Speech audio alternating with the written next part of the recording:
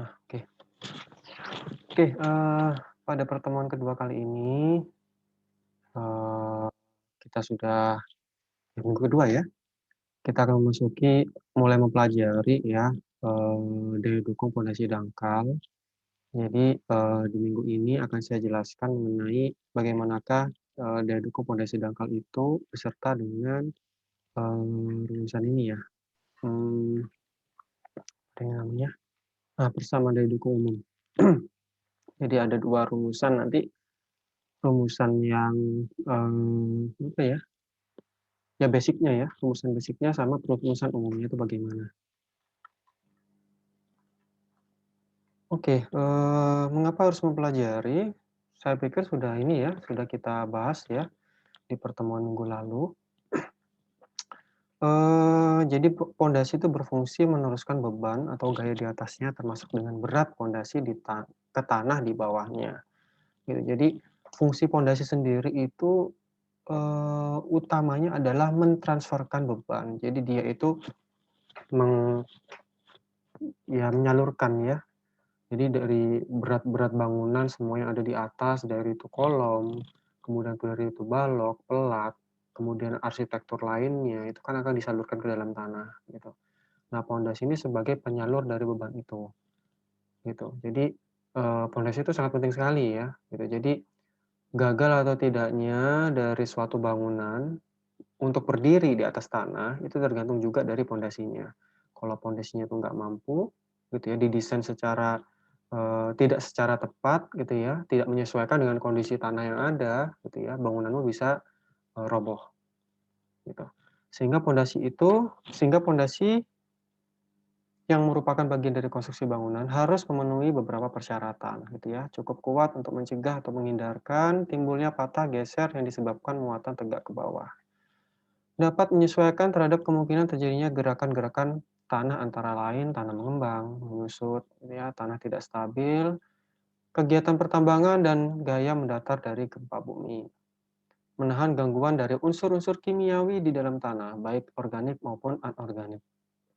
Dan juga dapat menahan tekanan air yang mungkin terjadi. Jadi contohnya kalau misalkan dia di bagian di bangunan-bangunan air ya, seperti itu. Nah, ini adalah, apa namanya, beberapa jenis pondasi dalam satu ini ya, dalam satu, gambar gitu ya. Jadi kalau pondasi dangkal itu contohnya seperti ini, pondasi menerus batu kali. Itu Anda kan sudah nempuh, konstruksi bangunan ya, konstruksi bangunan sudah nempuh toh.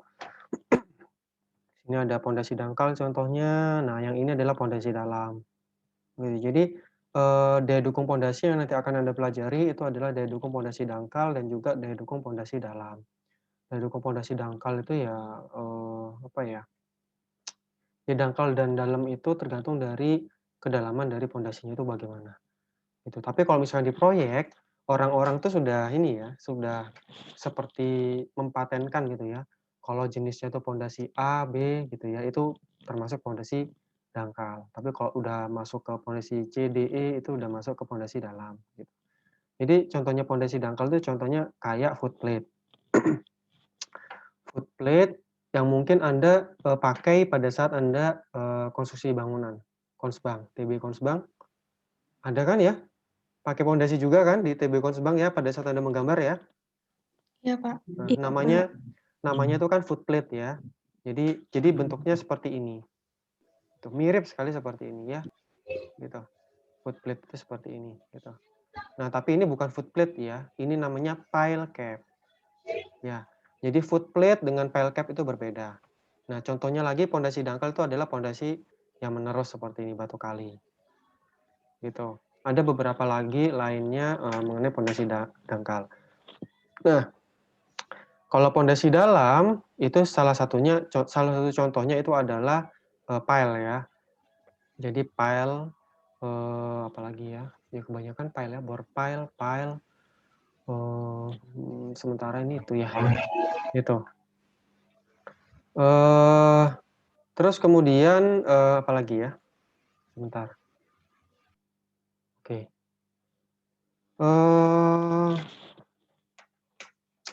Oh iya, tadi saya menyebutkan mengenai pile cap ya. Jadi kalau pile cap dengan footplate itu berbeda. Kalau footplate itu dia, tanpa adanya pile. Kalau pile cap dia itu ya cap-nya pile gitu ya. Jadi dia itu penyambung, penyambung dari pile-pile yang ada, gitu. Pile itu ya pondasi tiang ya. Nah, seperti ini. Jadi ini dinamakan pile cap, begitu. Nah, pile cap ini ada untuk menyatukan tiang-tiang yang ada di dalamnya ini, di bagian-bagiannya itu. Begitu, itu bedanya antara pile cap dan footplate. Jadi kalau semisal nanti Anda bekerja gitu ya, kodenya itu biasanya berbeda gitu. Kalau footplate ya kodenya FP gitu. Kalau misalkan pile cap ada tiangnya gitu ya, nanti dia kodenya adalah PC gitu. Biasanya seperti itu. Oke, saya lanjutkan, ini pembagiannya ya. Jadi dari pondasi ada pondasi dangkal, pondasi dalam, ada jenisnya split footings, ada mats ya, tapi yang akan saya jelaskan adalah split footing saja.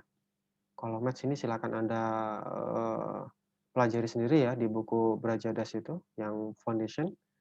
Kemudian kalau yang deep foundation, ada piles, drill shaft, dan other types. Nah, ini hampir mirip semuanya untuk mencari daya dukungnya. Itu yang akan saya jelaskan adalah yang pile-nya ya. Drill shaft juga, other types, tapi enggak yang ini aja, gitu. Nah, jenis-jenis pondasi dangkal ada split footings, bentuk-bentuknya ya. Bisa bentuknya adalah square, kotak-kotak, persegi ya. Kemudian sirkular nih ya, ya lingkaran, kalau rektangular itu ya persegi persegi panjang. Nah, juga bisa nanti combine footings, jadi antara pondasi dangkal 1 dan pondasi dangkal 2-nya itu digabung jadi satu dari split footings-nya ya, digabung jadi satu. Continuous footings ini berarti pondasi menerus, jadi seperti batu kali tadi. Nah, kalau mat dan ORF foundations ini dia, apa ya, semua dari plat itu jadi pondasi gitu. Intinya pondasinya itu berupa plat gitu, kalau mat dan ref foundation ini.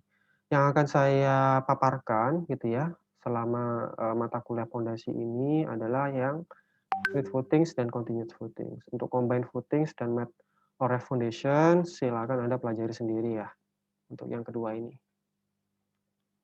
Suara saya terdengar ya? Atau kecil sekali suara saya?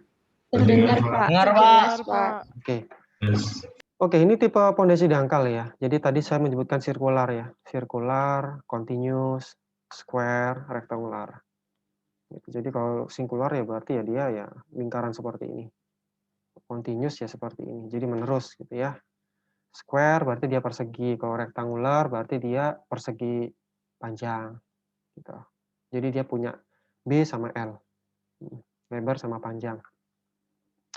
Nah, ini kalau combine footing seperti ini, jadi digabungkan. Jadi dalam satu pondasi itu ada 2 kolom, ada 3 kolom, 4 kolom kayak gitu. Combine gitu. Bisa juga bentuknya ring seperti ini gitu. Nah, di dalam, pekerjaannya biasanya antara pondasi satu dan pondasi lainnya gitu ya, itu dihubungkan dengan beam atau apa ya, aduh apa deh namanya, aduh sampai lupa saya. Slough ya, digabungkan dengan slough, dihubungkan dengan slough antara pondasi satu dan pondasi 2 gitu. Jadi slough itu ya anggapannya itu, balok tapi posisinya berada di, tanah gitu, yang berhubungan langsung dengan tanah itu adalah slough. Nah, kalau ref foundation itu seperti ini. Jadi, semua bangunan, semua kolom itu ditumpu pada satu plat. Itu adalah ref foundation. Gitu. Bentuk-bentuknya bisa seperti ini ya, bentuk A, dia tuh lurus seperti ini, bisa bentuk B, ada geriginya, bentuk C, dia lobang di tengah-tengahnya, kayak gitu. Nah, bermacam-macam gitu. Jadi ada jenis-jenisnya dari pondasi ref foundation.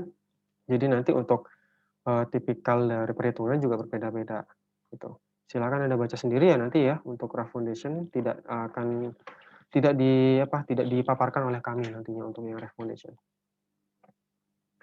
Kemudian untuk bentuk dan kekakuan pondasi, jadi ini ya bentuk-bentuknya aja ya berdasarkan buku yang saya baca ya.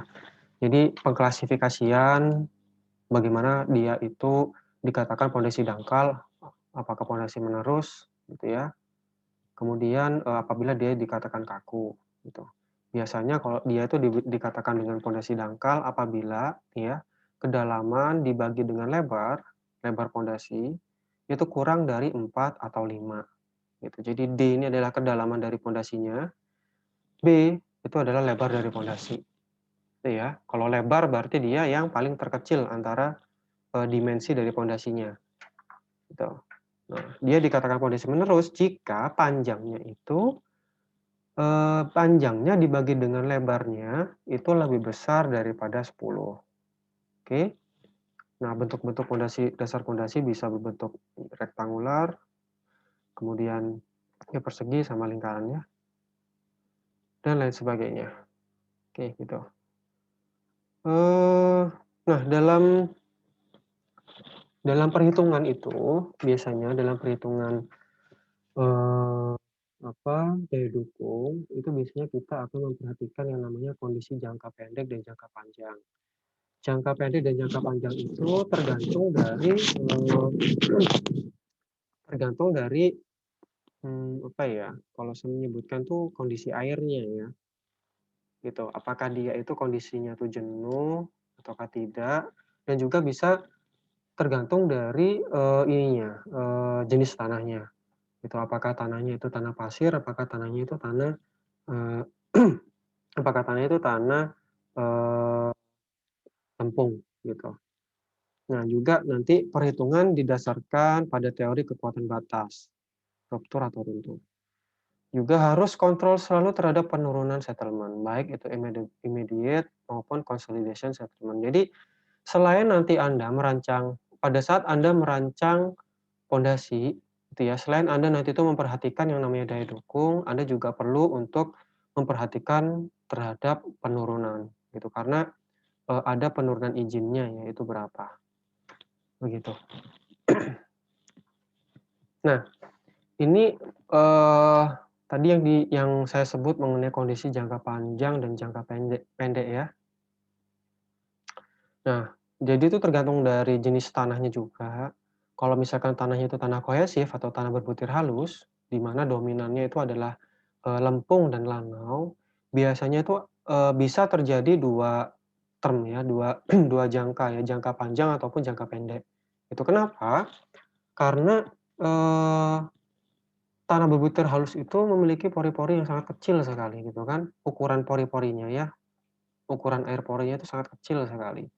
Sehingga, eee, dia bisa mempengaruhi jangka panjang ataupun jangka pendek, gitu. Kenapa? Jangka panjang dan jangka pendek itu dia apa ya, terpengaruhi oleh airnya, kondisi airnya itu gimana, gitu. Apakah dia itu nanti, undrained ataukah drain, gitu. Jadi contohnya seperti ini, secara singkat saja ya. Jadi short term, misalkan kondisi short term. Nah, kondisi short term ini dipermisalkan seperti pada saat, pondasi itu, membebani tanah gitu ya, air ini itu, masih belum bisa keluar secara langsung, gitu. Jadi, anggapannya itu air itu ikut nahan gitu loh. Air itu ikut nahan gitu kan. Nah, kondisi air itu kan dia, kondisi air itu kan dia, akan mengalir dari tekanan tinggi ke tekanan yang rendah, gitu kan. Lambat laun gitu, karena air itu dia tidak suka kena tekanan, dia akan mencari celah. Bagaimanapun celah itu ada gitu ya, dia itu akan berusaha untuk keluar, gitu. Tapi itu butuh proses dia. Nah, pada saat dia itu masih belum bisa keluar, air itu akan ikut, ikut menegang ya, gitu. Sehingga tekanan air porinya akan naik pada saat dia itu kena beban, gitu. Nah, kondisi itu disebut dengan short term, gitu ya. Nah, seketika nanti air itu dia ikut keluar dan lain sebagainya, gitu ya. Ikut keluar, sudah keluar gitu ya, kemudian tekanannya itu stabil dia, gitu ya. Yang pertamanya dia itu stabil, kena tekanan jadi tinggi, kemudian dia itu lambat laun dia, turun lagi tekanannya gitu ya. Nah, pada saat dia itu sudah stabil gitu ya, air pore-nya berkurang. Nah, itu nanti, eee, semua semua kekuatan tanah itu nanti, semua daya dukung itu akan ditopang oleh si butiran solidnya, gitu. Jadi tidak oleh air lagi, gitu. Kalau sebelumnya tuh mungkin air itu masih ikut menopang ya, karena dia tuh nggak bisa langsung keluar. Nah, tapi secara lambat laun, air itu menemukan celah sehingga air itu bisa keluar, kemudian tekanan air porinya itu menurun, gitu ya. Nah, pada saat itu, semua beban itu akan ditopang oleh si tanah, begitu. Nah, pada saat dia itu sudah ditopang oleh tanah, itu adalah kondisi long term-nya. Maka dari itu kenapa pada saat kondisi short term, semua parameternya itu adalah parameter undrained. Nah, sedangkan pada saat dia itu long term, semua parameternya itu adalah efektif, gitu. Nah, di mekanika tanah itu kan Anda sudah mengetahui ya kondisi efektif gitu kan, kondisi kondisi efektif ya, tegangan efektif ya, di mana tegangan efektif itu kan dia murni apa ini, semua tegangannya itu anggapannya murni topang oleh si butiran solidnya, gitu. Jadi C efektif dan V efektif ini, itu adalah ya murni tanpa adanya air itu.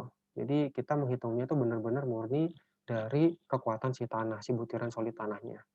Nah, sedangkan kalau short term tidak demikian. Jadi masih ada kondisi di mana air itu ikut menopang ya, anggapannya seperti itulah, gitu. Jadi di mana air itu masih belum bisa terlepaskan atau terlewati, ter-drain-kan, gitu. U ini dari kata undrain, gitu. Jadi kalau dia undrain berarti kan anggapannya kan air masih tertahan di situ ya, masih belum bisa teralirkan, gitu. Nah, kalau ini sudah efektif dia.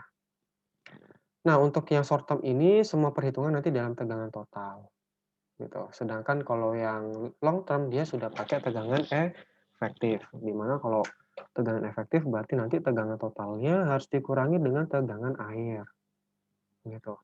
Tapi mayoritas dalam, segala bentuk, eee, perhitungan dari, daya dukung, itu mayoritas kita pakai kondisi long term, gitu. Kenapa? Karena itu tadi ya, air itu, nggak mau bersahabat dengan tanah apabila dia itu terkena beban, gitu. Seketika dia tuh kena beban, kena tekanan, air tuh bakal mengkhianati si tanah ya, dia akan pergi, "Dadah tanah," gitu. "Saya pergi ya, saya nggak suka kena tekanan," gitu. Jadi si air itu akan meninggalkan si tanah itu, sehingga lambat laun akan si tanahnya sendiri atau butiran solidnya sendiri yang akan, menahan beban, gitu. Nah, itu kondisi long term.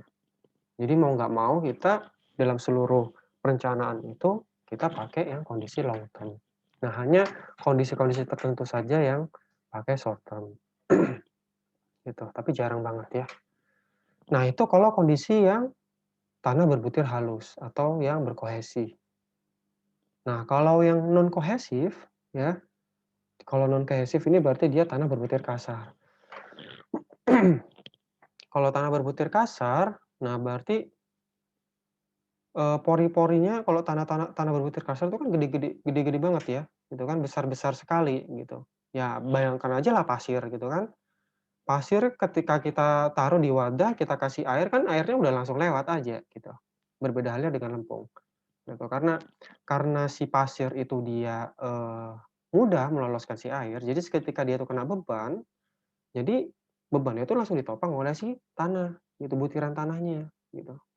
Sehingga baik pun itu dia tuh kondisi short term dan long term, ya pada jangka pendek dan jangka panjang, dia tuh tetap parameternya pakai yang efektif, begitu ya. Itu perbedaannya antara tanah berbutir halus dan tanah berbutir kasar, gitu. Karena kan kalau kenapa sih ini kalau disebut cohesive soil dan non cohesive soil ya? Karena kan kalau cohesive soil, tanah berbutir halus itu kekuatannya hanya dari, ikatan kohesinya, gitu. Malah dia nggak ada V-nya ya, mayoritas. Kalau misalkan murni ya, murni lempung. Nah, berbanding terbalik dengan si gravel atau sand, atau pasir gitu ya.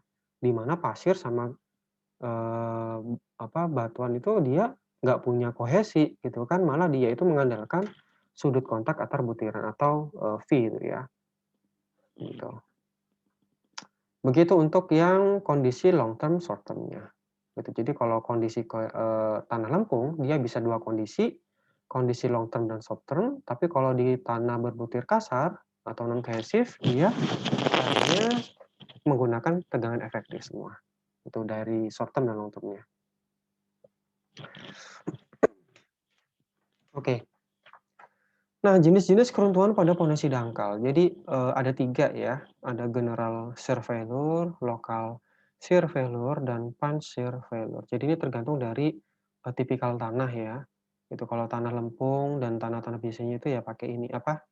General shear failure ininya yang terjadi gitu. Bisa bisa lokal juga gitu. Tapi kalau di tanah pasir kebanyakan ini yang terjadi. Punch shear failure. Jadi tenggelam gitu. Iya. Jadi ya benar-benar tenggelam gitu. Tapi kalau yang tanah lempung dia longsornya tuh ke kanan dan ke kiri gitu. Jadi kalau misalkan Anda ngelihat gitu ya, ngelihat satu bangunan di mana tanahnya itu menggembung di samping kanan, samping kirinya seperti ini gitu ya. Nah, itu berarti ada pergeseran tanah gitu. Jadi dia ada failure-nya sudah gitu.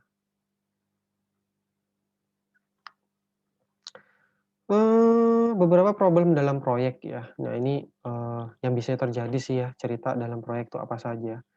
Jadi biasanya itu problemnya adalah pada penyelidikan tanah. Gitu ya. Kenapa sih? Karena penyelidikan tanah itu mahal ya. Penyelidikan tanah itu mahal gitu loh ya. Jadi maka dari itu banyak sekali owner-owner itu yang minta udah 1 titik saja gitu. Nah kayak gitu misalkan. Tapi alhamdulillah sekarang sudah ada SNI-nya ya. Sudah ada standar nasional Indonesianya bahwasanya kalau misalkan dia itu eee, luasannya sekian, itu berarti jumlah penyelidikan tanahnya itu harus berapa titik, kayak gitu.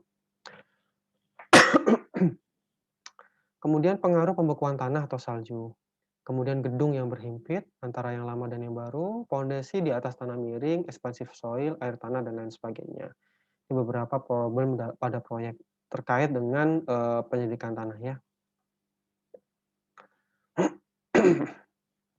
Ini terminologinya saja. Jadi daya dukung tanah itu bisa bisa saya sebut dengan bearing capacity. Simbolnya itu ada ini ya, ada beberapa ya.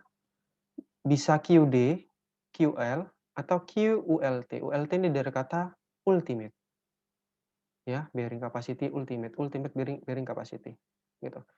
Bisa dikatakan juga dengan L. L ini dari kata limit seingat saya. Kalau D ini apa ya? Lupa saya kalau yang D ini. Biasanya saya pakainya tuh QL kalau enggak QLT, tapi mayoritas saya paling biasanya pakai QLT ini, Q ultimate gitu. Itu adalah bearing capacity ultimate-nya. Kalau yang tegangan izin ya, bearing capacity izin gitu ya, dia berarti nanti Q ultimate-nya dibagi dengan SF-nya, safety factor. Gitu. Jadi tingkat keamanan yang perlu diterapkan itu berapa gitu. Nah, safety factor biasanya untuk beberapa kasus ya, dari jenis tanah ataupun apa itu berbeda-beda ya. Biasanya sih kita pakainya 3 gitu. Karena mayoritas tanah itu kan campuran ya, antara lempung dan pasir gitu, makanya biasanya kita pakai SF sampai dengan 3 untuk pondasi dangkal, gitu. Ada yang tahu SF itu apa? Ini semester 4 ya, harusnya sudah pernah ya dengar ya mengenai SF. SF itu apa ya? Safety factor atau faktor keamanan. Bisa bisa ada yang bisa cerita ke saya? Safety factor itu apa?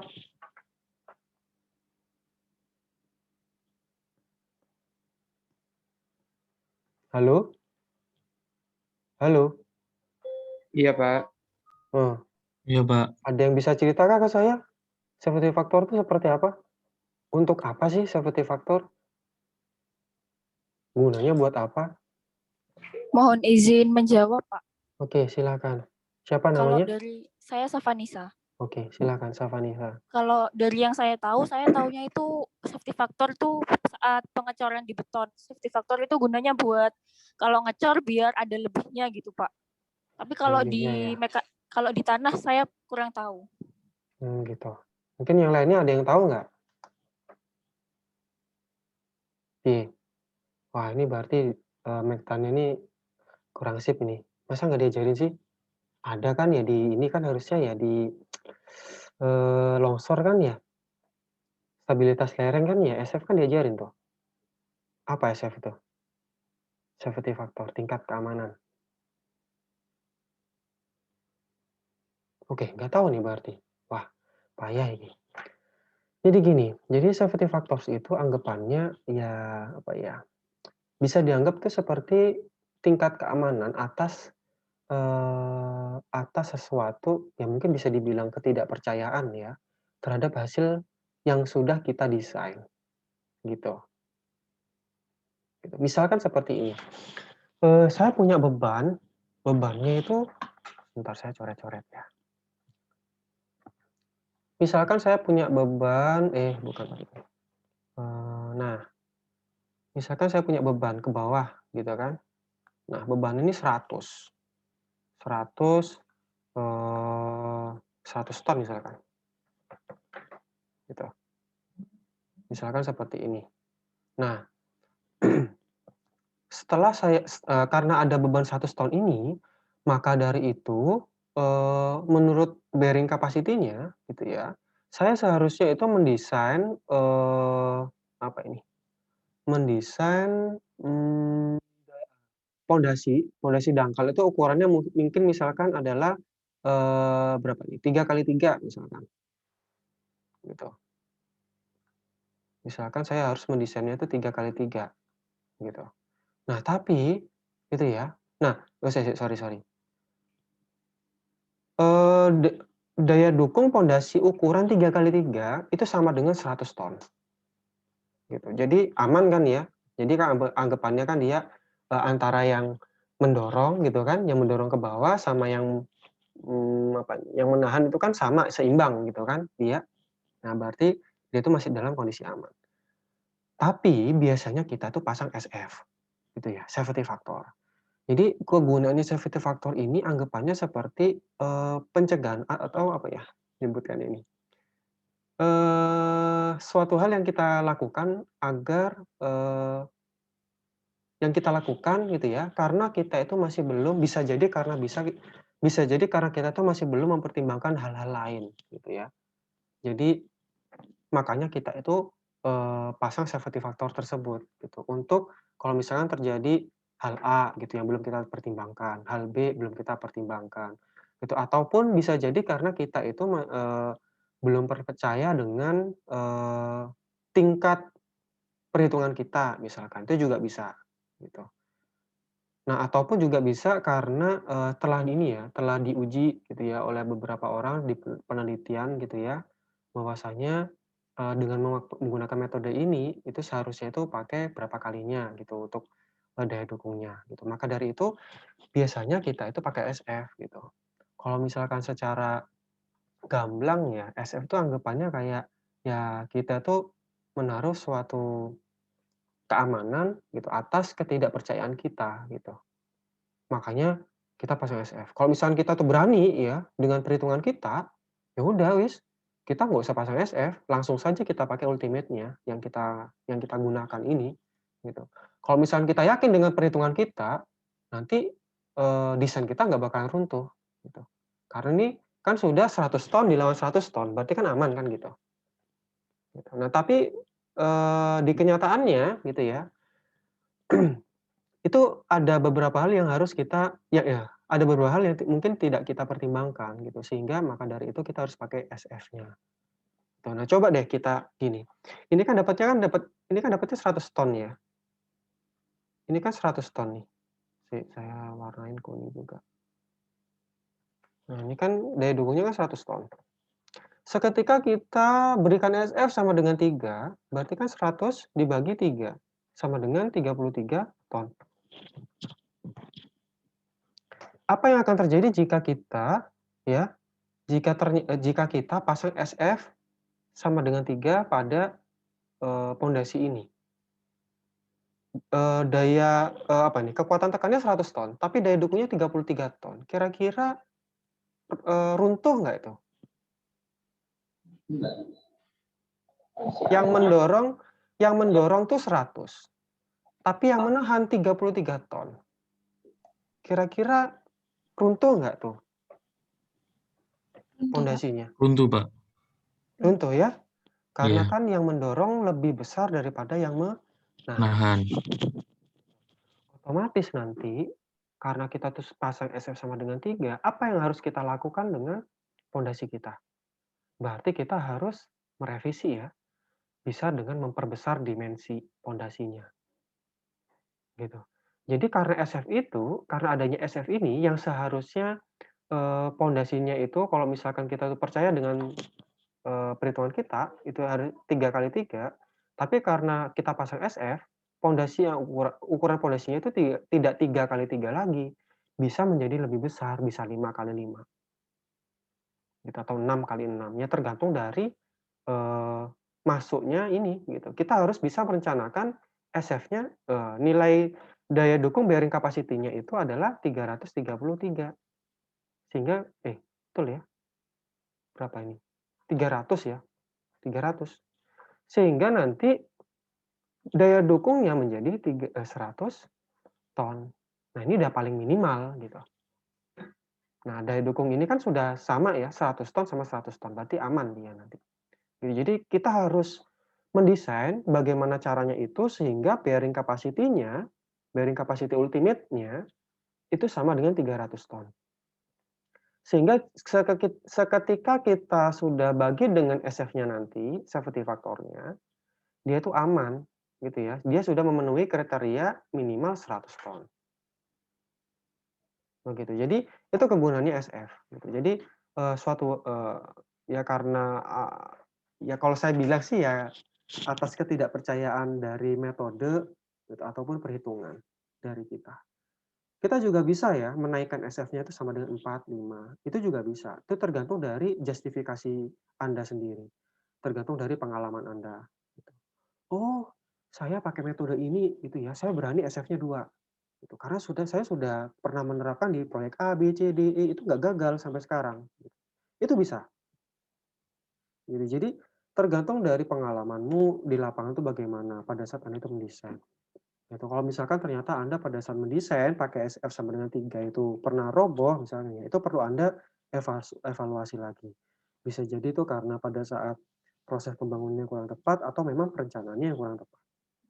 Gitu. Tapi secara global gitu ya untuk pondasi dangkal itu biasanya kita pakai SF sama dengan 3.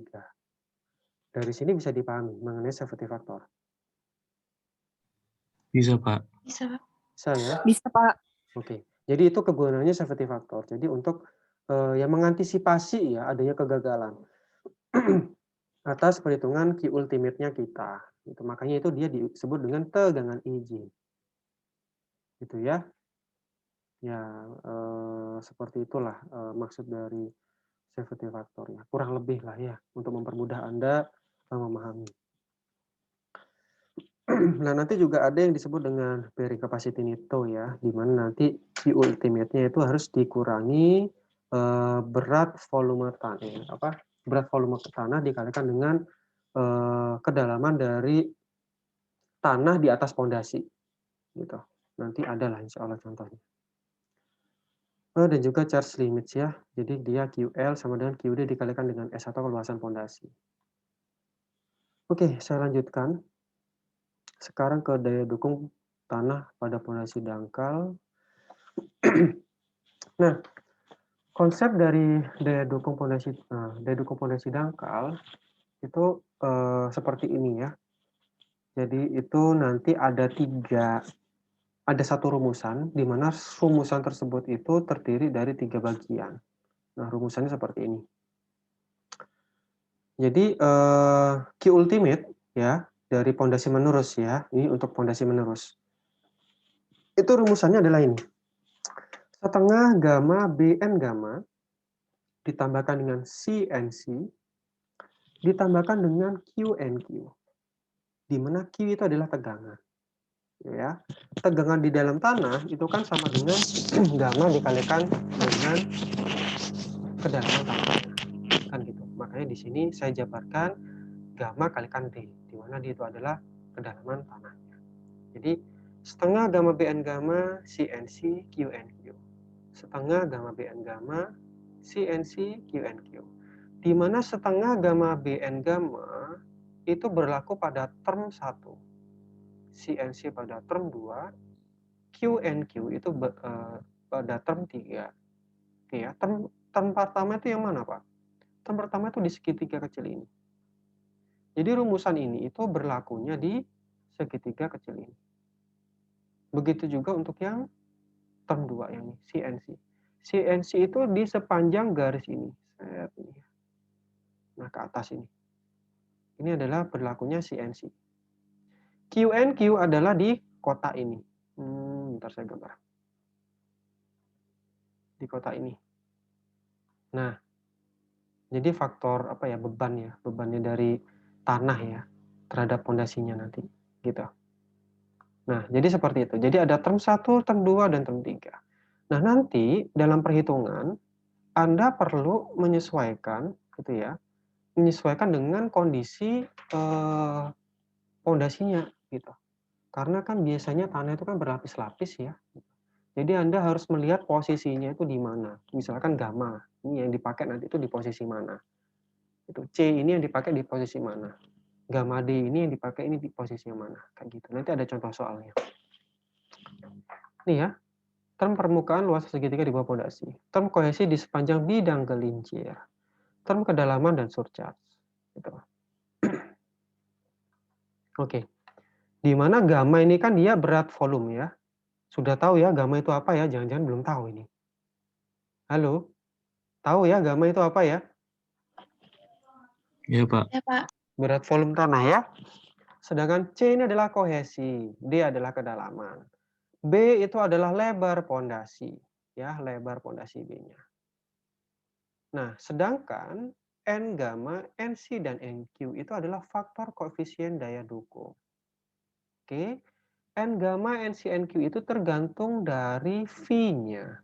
Ya, tergantung dari sudut gesernya yang berada di bawah dasar pondasi. Ingat, tergantung dari V yang berada di bawah dasar pondasi. Jadi NC, NQ, N gamma itu untuk mencarinya itu harus berdasarkan V yang berada di dasar bawah pondasi, di bawah dasar pondasi. Gitu. Nah rumusannya ini, NQ rumusannya ini, atau juga bisa rumusannya ini, NC rumusannya ini. Jadi panjang sekali. Tapi untungnya NC dan NQ itu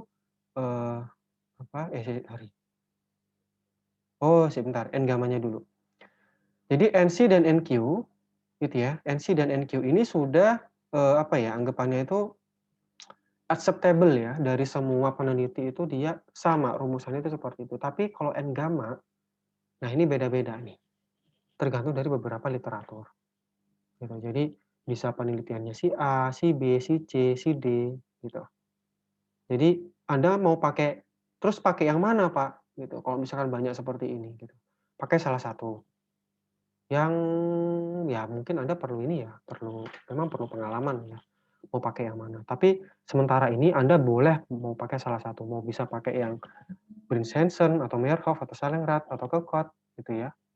Bisa terserah Anda mau pakai yang mana. Salah satu saja. Nah, untungnya NC, NQ, N gamma itu sudah ada tabelnya masing-masing ya. Gitu. Jadi Anda mau pakai tabel ini atau mau pakai rumusan ini juga boleh. Anda mau ngitung manual, maksudnya seperti itu. Boleh. Nah, NC, NQ itu nilainya sama semua pada semua penelitinya. Tapi yang berbeda itu hanya N gammanya saja. Gitu. Jadi kalau misalnya Anda lihat di sini ya, ini misalkan Kokot and Caricel.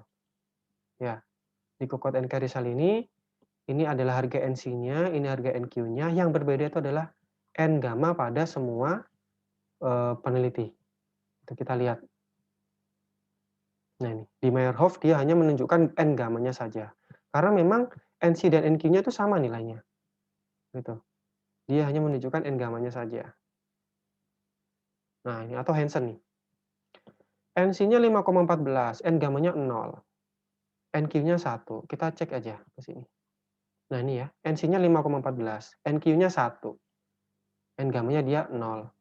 Nanti coba kita cek lagi nih. Yang 5 deh. NC-nya 6,5. Ya. NQ-nya 1,6. NC-nya 6,5, NQ-nya 1,6. Ini cuma dibulatkan ya, kalau yang punyanya si Hansen ya. Gitu. Tapi yang berbeda itu adalah N gamanya. Gitu. Yang di sini 0,1, kalau yang di sini berapa nih? 0,45. Begitu. Nah, Anda jangan khawatir, mau pakai yang manapun boleh.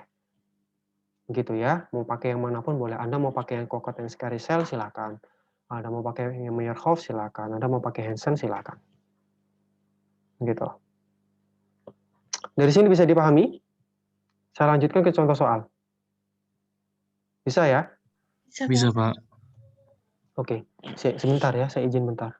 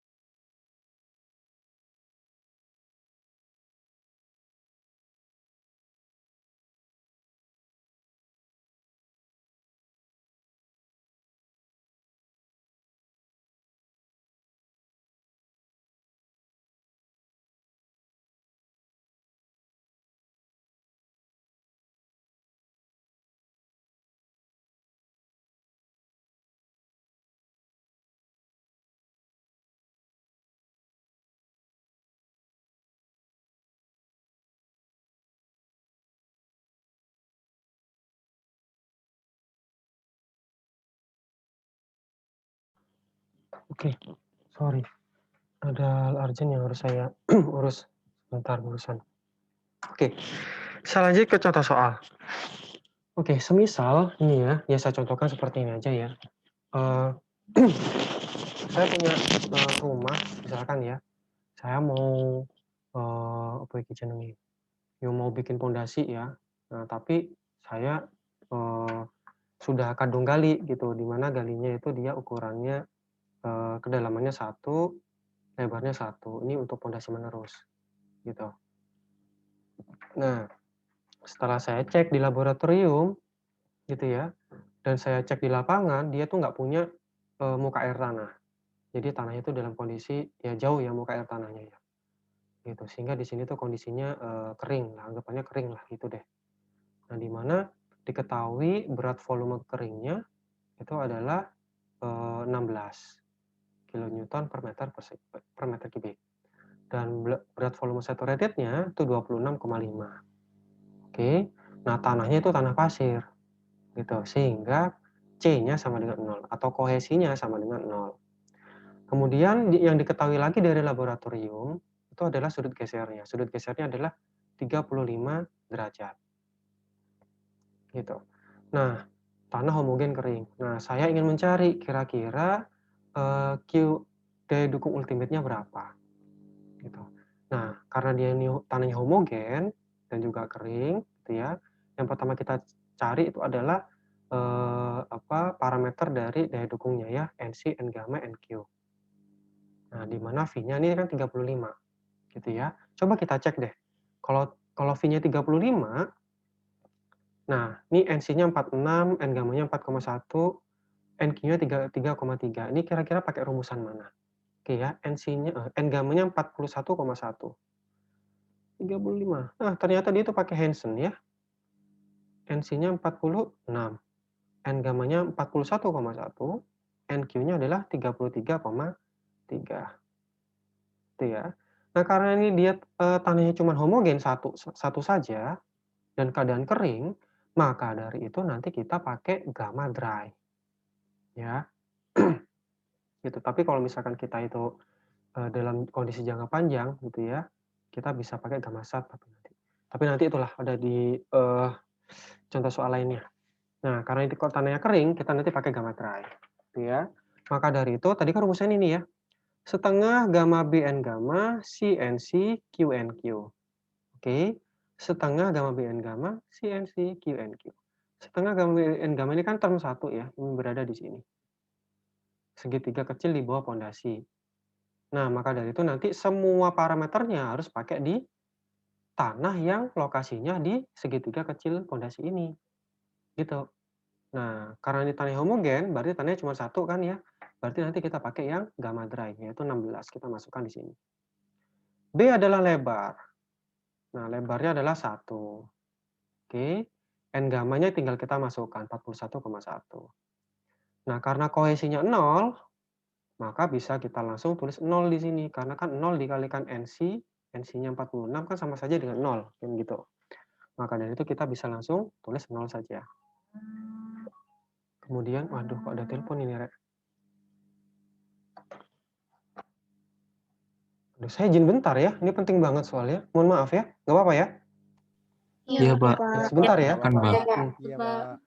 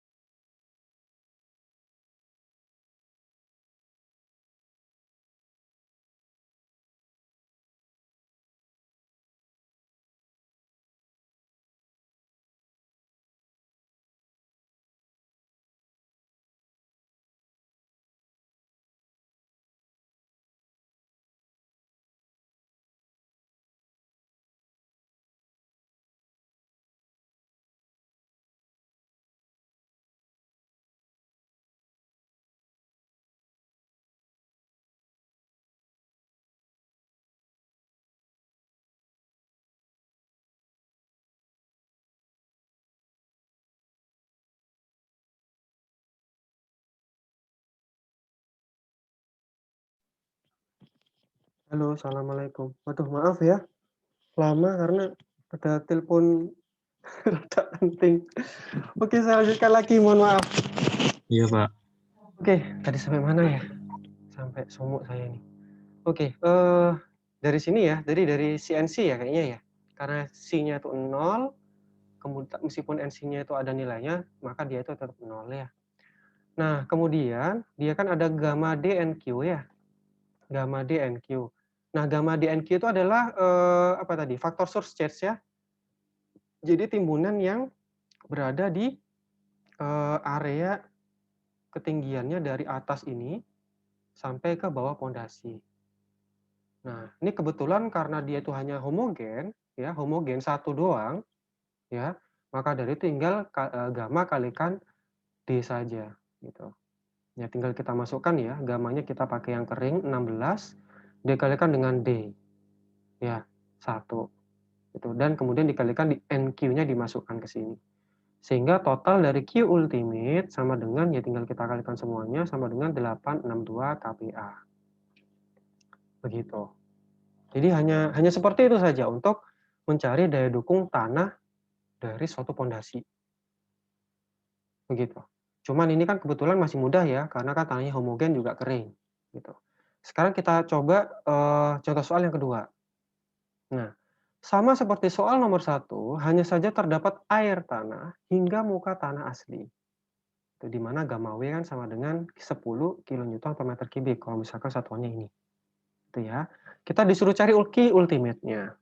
Nah, untuk mencari daya dukung apa ya? Daya dukung tanah pada kondisi tanah jenuh, maka kita harus mencari gamma saturated-nya dulu. Begitu. Nah, kita cari ya pakai perumusan ini bla bla, nggak perlu saya jelaskan. Nah, sehingga ketemu gamma sat-nya itu sama dengan 19,95 kN per meter kubik. Gitu. Nah, gamma efektif kan sama dengan gamma sat min gamma W. Ini sudah Anda pelajari ya harusnya di mekanika tanah. Saya harap jangan dilupakan ya. Gamma sat sama dengan gamma efektif sama dengan gamma sat min gamma W. Gamma satnya adalah 19,95, gamma W-nya adalah 10. Sehingga gamma efektifnya sama dengan 9,95 kN per meter kubik. Begitu. Nah, setelah kita ketahui gamma efektifnya, nah kita cek ya, kembali lagi ke QL, setengah gamma B N gamma CNC QNQ. Itu ya. Nah, karena di sini kondisinya tergenang apa ya? Terendam air atau jenuh gitu ya, maka kita perlu untuk mencari kondisinya itu dalam kondisi long term, yaitu pakai yang efektif. Karena kondisi paling kritisnya itu berada pada kondisi jenuh. Gitu ya, maka dari itu kita harus pakai gamma efektif. Gitu. Sehingga nanti semuanya pakai parameter efektif. Setengah gamma efektif B gamma, B N gamma, C efektif NC, gamma efektif D NQ atau QNQ ya, sama saja. Tinggal kita masukkan ini gamma efektifnya. Ya, setengah kalikan 9,95 kalikan B kalikan N gamma, C efektifnya tetap 0 karena kan C-nya 0 ya. Kemudian gamma D NQ. Nah, bisa Anda lihat di sini ya, nilainya lebih kecil. Ya, 536 dibandingkan dengan 862. Gitu. Karena memang air itu akan mempengaruhi daya dukung ya. Air itu. Dari sini mungkin ada yang ditanyakan? Dari Permisi, sini. Pak. Saya mau tanya. Silakan. Siapa namanya? Saya Syahrul, Pak. Muhammad Maulana Syahrul. Oke, silakan. Untuk soal yang kedua tadi, gamma kan ini mencari gamma sat lagi, Pak ya. Betul. Jadi gamma sat ini beda sama yang di soal 1, Pak, yang gamma S. Beda. Harusnya di mekanika tanah sudah ini ya, sudah pernah dikasih tahu ya. Jadi ada yang gamma itu ada banyak macam ya. Ada gamma dry, ada gamma S, ada gamma W, ada gamma sat, ada gamma T, kemudian ada apa lagi nih? Ya itu ya, macam-macamnya ya. Ada banyak gitu. Jadi tergantung dari kondisinya juga tergantung dari parameternya juga. Parameter ya, jenis bahannya ya. Jadi ada yang disebut dengan gamma S. Jadi kalau gamma S, kalau di sini gamma S-nya ini gamma sat ya dia. Gitu. Bentar, bukan gamma sat ini berarti ya. Oh, ini gamma ini.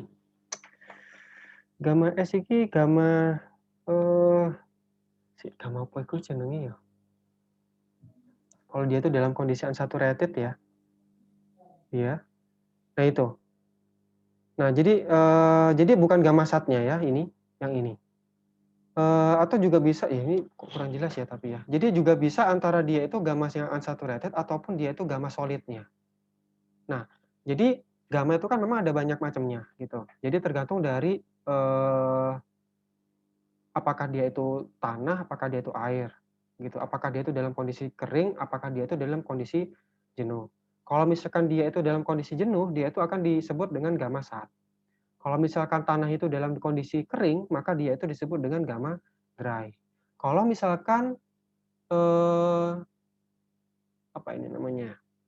Dia itu dalam lingkup butiran tanahnya, maka dia itu disebut dengan gamma S, gamma solid gitu. Kalau dia itu untuk air, maka dia itu disebut dengan gamma water, gamma W. Gitu. Jadi banyak macamnya memang. Gitu. Oke, yang disebut gamma sat di sini tuh berbeda dengan ini ya. Sorry.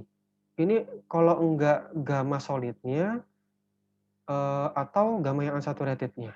Jadi itu unsaturated dalam arti dia itu ada air tapi jenuh sebagian. Gitu. Maksudnya seperti itu. Tapi saya masih belum tahu ini ya apa. Kebetulan aja nih untuk soalnya dia pakai yang dry. Gitu ya, Dik ya.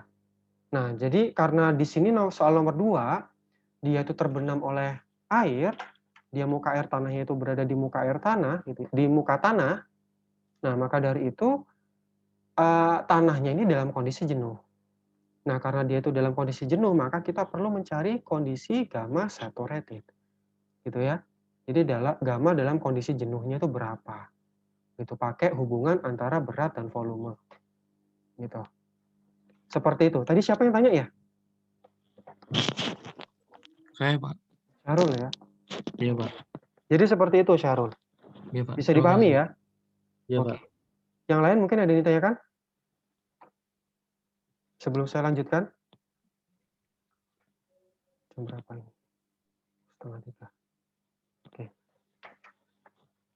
Oke, kalau enggak saya lanjutkan ke contoh soal yang ketiga. Nah, kalau di contoh soal yang ketiga, dia ada 2 lempung. Dua apa nih? Dua lempung ya, dua jenis tanah ya. Ada 2 jenis tanah. Lempung yang pertama dan lempung yang kedua. Dan kebetulan sekali dia muka air tanahnya berada di lempung yang kedua. Batas atasnya lempung yang kedua. Gitu. Nah, lempung yang pertama parameternya ini. Di mana dia punya kohesi andrain 20 kilopascal, kemudian C efektifnya 5 kilopascal, kPa, V-nya adalah 20, gamma satnya 16. Sedangkan lempung 2, CU-nya 80, C aksennya 10, V aksennya 25, gamma satnya 20 kN per meter kubik. Nah, kita disuruh cari nih, kondisi ultimate dalam kondisi long term. Jadi kalau long term berarti kita pakai yang efektif semua ya. Nah, kita lihat, dasar dari pondasinya itu berada di lempung yang kedua, bukan di lempung yang pertama. Maka dari itu nanti untuk mencari harga N gamma, NC, dan NQ, kita harus pakai harga V di lapis yang kedua, yaitu 25 derajat. Gitu ya. Jadi jangan pakai lempung yang pertama untuk mencari NC, N gamma, NQ-nya. Gitu. Jadi harus pakai yang di bawah pondasi. Pakai tanah yang di bawah pondasi.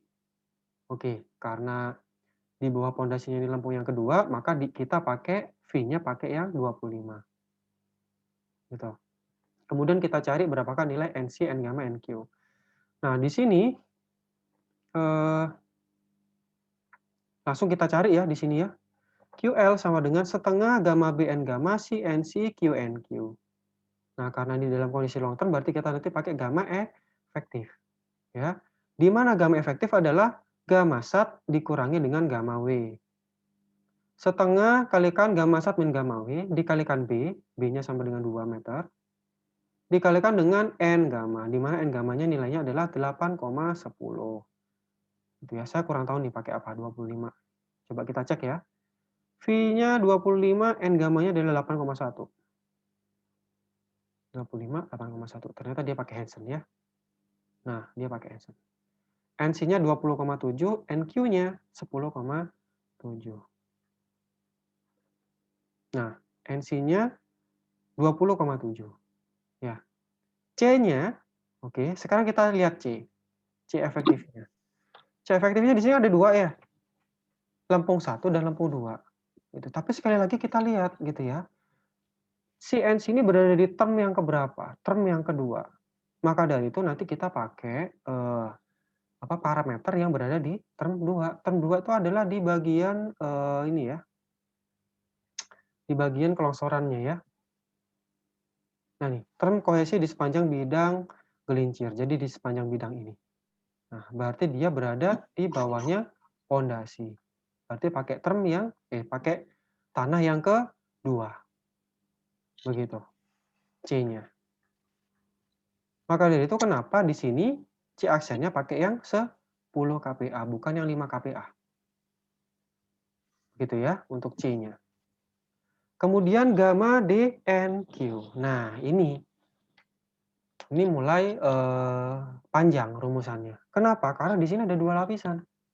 Gitu ya. Karena term surcharge itu berarti ya saya gambar. Nah, berarti dia itu yang berada di area sini. Nah, nggak jalan ke depan ambil gitu. Coba lagi ngomong. Depan mana? Oh, Anissa. Oke. Saya lanjutkan ya. Jadi term yang ketiga nih ya, QNQ, berarti dia term surcharge gitu ya. Jadi dia yang berada di sampingnya pondasi lah paling gampangnya.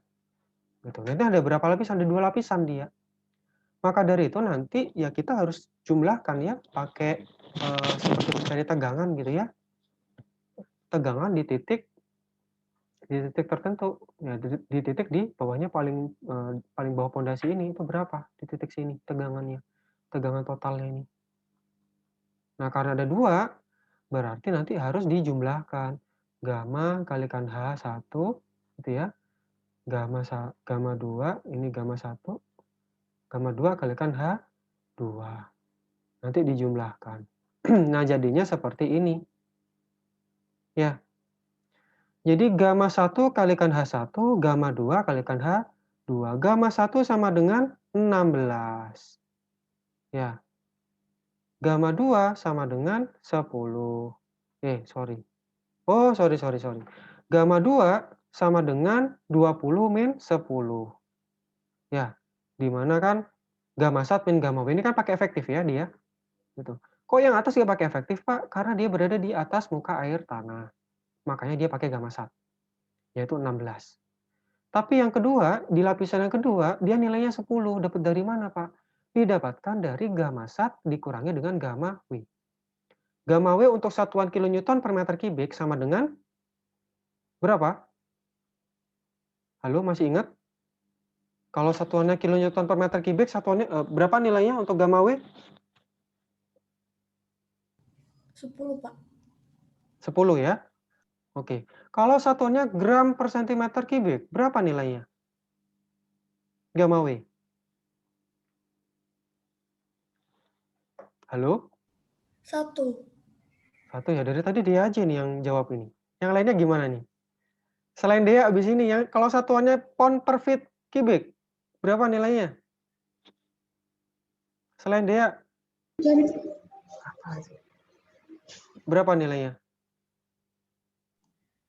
62,4, Pak. Oke, 62,4 ya. Itu dicatat ya, jangan sampai lupa. Karena memang berat volume air itu mengikuti satuannya ya, nilainya. Kalau satuannya kilonewton per meter kubik, nilainya adalah 10. Kalau gram per sentimeter kubik, nilainya adalah 1. Kalau pound atau LB ya, LB per feet pangkat 3, kalau LB itu bacanya pound ya, itu nilainya adalah 62,4. Gitu. Jadi nanti tergantung dari satuannya juga ya.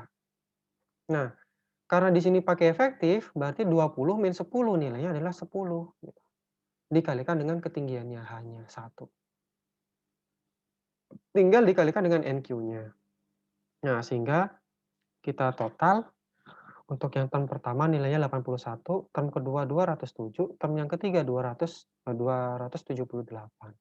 Sehingga di total sama dengan 566 kPa. Atau kilonewton per meter persegi. Dari sini ada yang ditanyakan? Sebelum saya lanjutkan, ada nggak nih? Yang kedua. Oh, ini sama. Ada yang ditanyakan? Dari sini? Tidak ada, Pak. Oke ya. Saya anggap sudah paham. Nah, kalau tadi kondisi long term, sekarang kondisi short term. Nah, kalau kondisi short term, berarti dia nanti pakai di mana semua parameternya itu adalah undrain, kondisinya undrain. Gitu ya. Nah, kalau dalam kondisi undrain, V-nya itu sama dengan 0. Iya.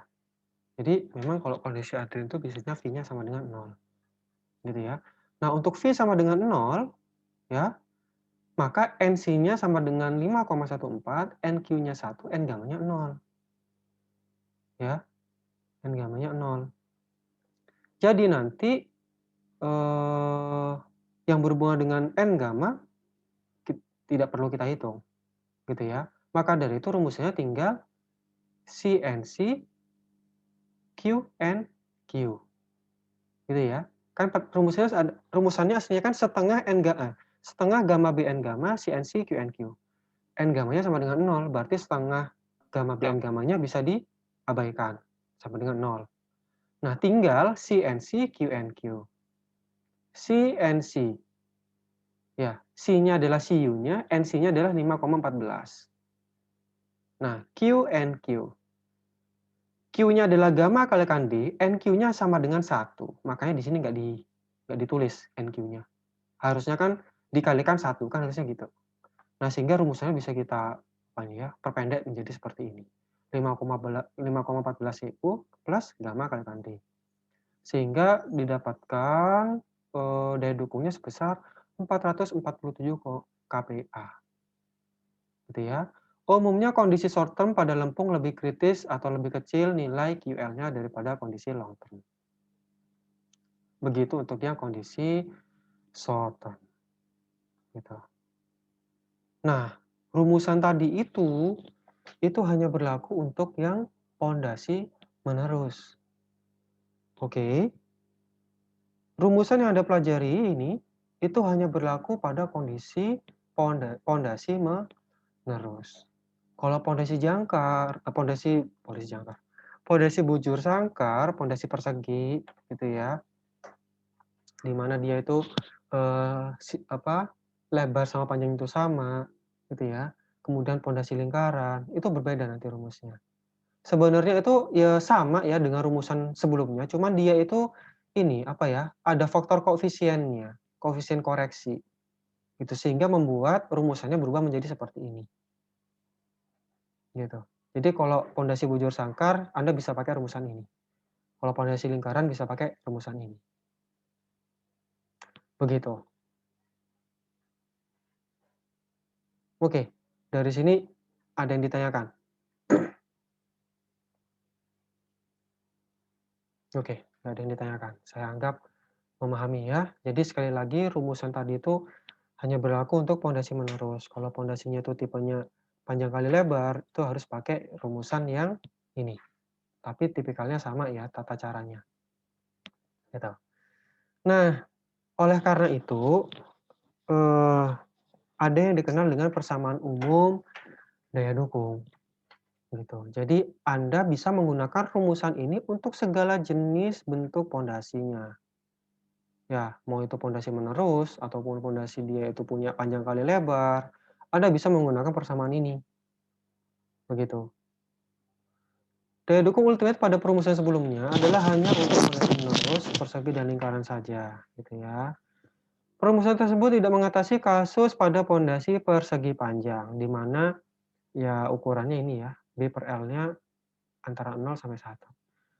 Perumusan tersebut tidak memperhitungkan tahanan geser di sepanjang garis keruntuhan tanah di atas dasar pondasi.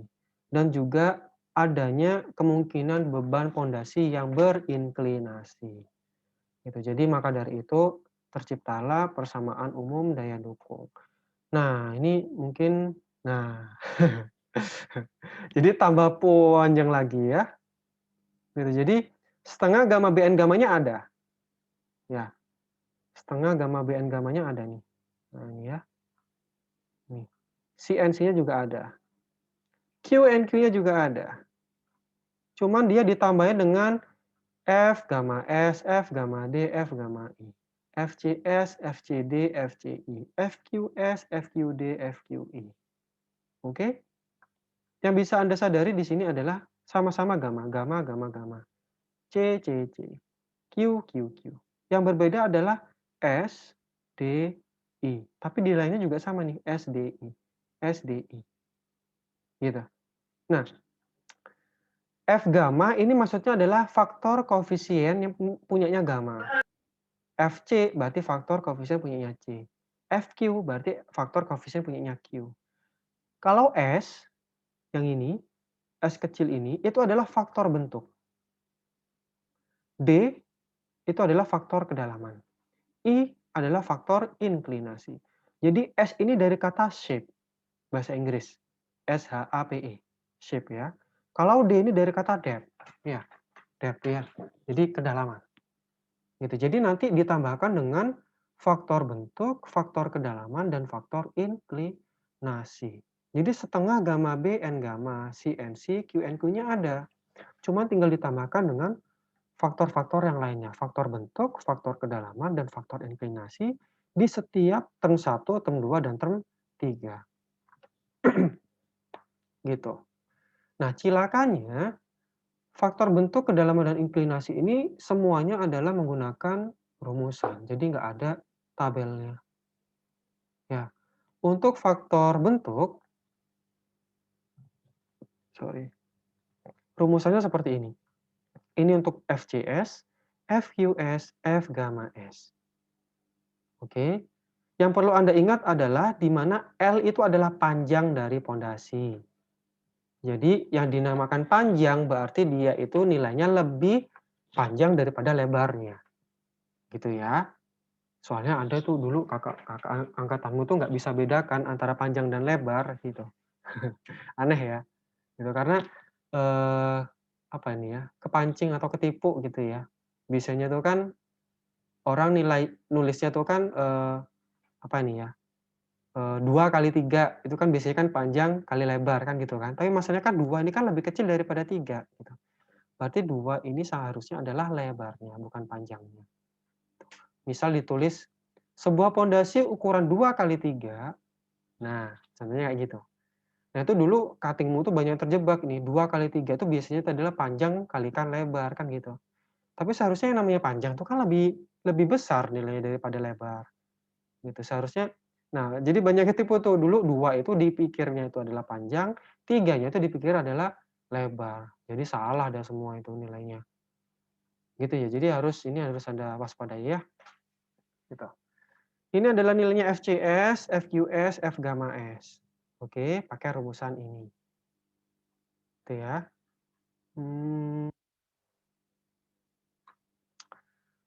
Ini adalah faktor kedalaman. Kalau ini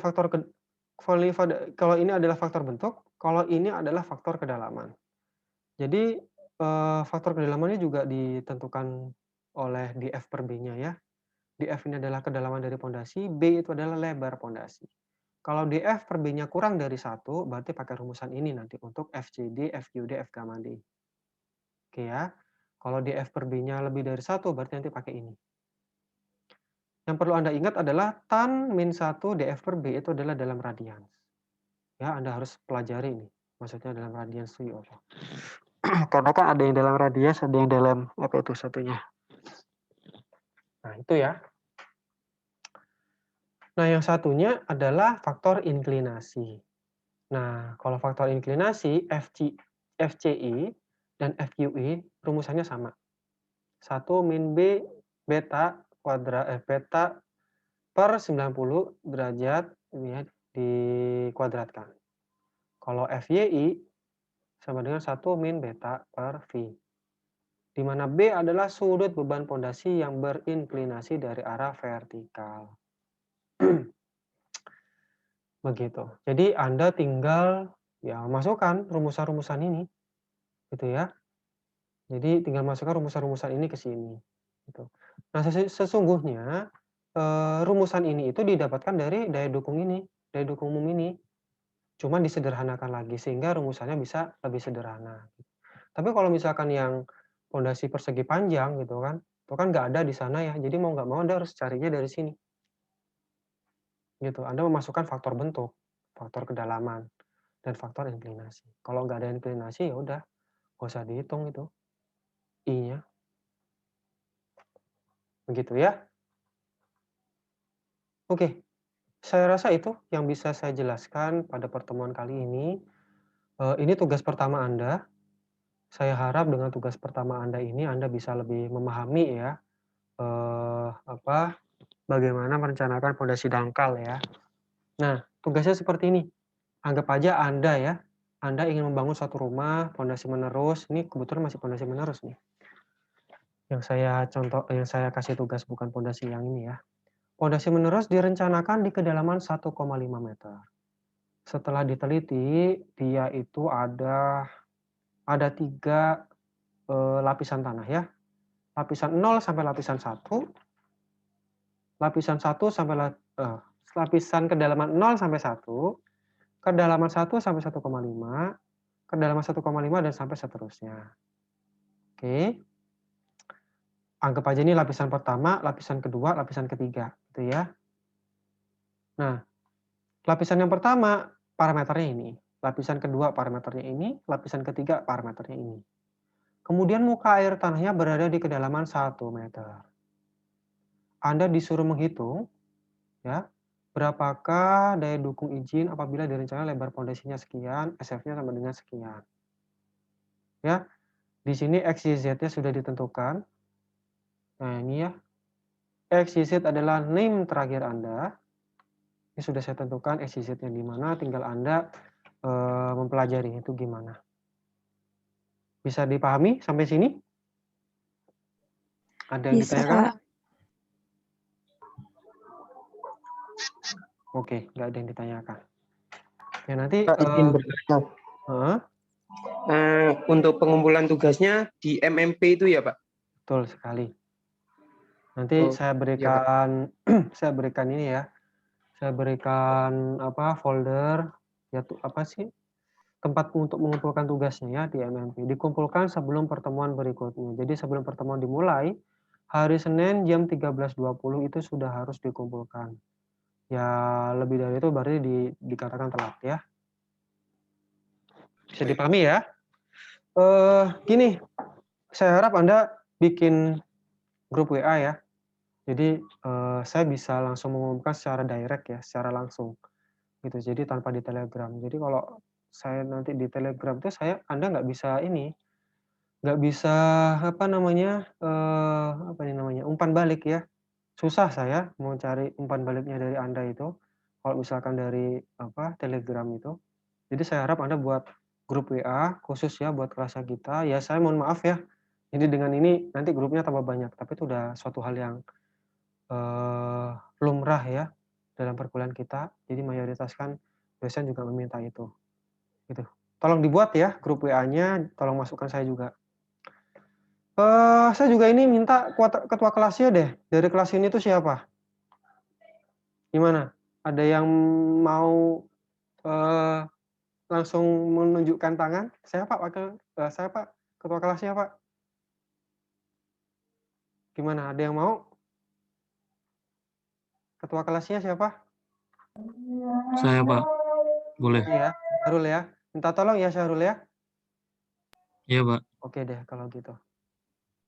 Sebelum saya tutup, apakah ada yang mau didiskusikan? Untuk tugasnya dikerjakan di folio gitu Pak. Folio bergaris, nanti di-scan ya, pakai scanner nggak apa-apa. Yang penting harus ini ya, harus terang ya, jangan gelap ya. Scanner, nanti jadikan satu, Kalau misalnya itu berlembar-lembar, baru Anda kumpulkan. Insya Allah nanti di MMP akan saya kasih nama, format namanya ya. Format nama PDF-nya itu gimana. Ada lagi? Oke, cukup ya. Kalau gitu perkuliahan saya akhiri. Wassalamualaikum warahmatullahi wabarakatuh. Selamat sore. Waalaikumsalam. Terima kasih, Pak. Waalaikumsalam warahmatullahi Ya, wabarakatuh. sama-sama. Terima kasih, Pak.